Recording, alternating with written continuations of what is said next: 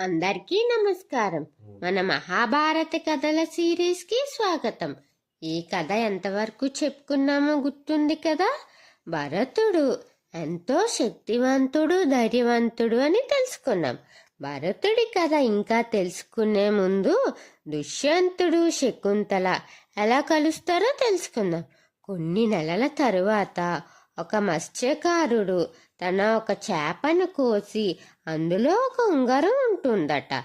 ఆ ఉంగరం మీద రాజపతాకం ఉండటంతో రాజమహల్కి తీసుకువస్తాడు. ఉంగరాన్ని చూసిన వెంటనే దుష్యంతుడికి శకుంతల ఒక్కసారిగా జ్ఞాపకం వస్తుందట. వారి వివాహం, ప్రేమ, విడిపోవడం అన్నీ అతనికి స్పష్టంగా గుర్తుకు వస్తాయి. దుష్యంతుడు తీవ్రంగా పశ్చాత్తాపానికి గురవుతాడు.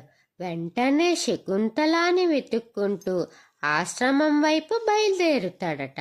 ముందుగా అతడు ఆశ్రమానికి వెళ్ళగానే కుమారుడైన భరతుణ్ణి చూసి ఆశ్చర్యపోతాడట.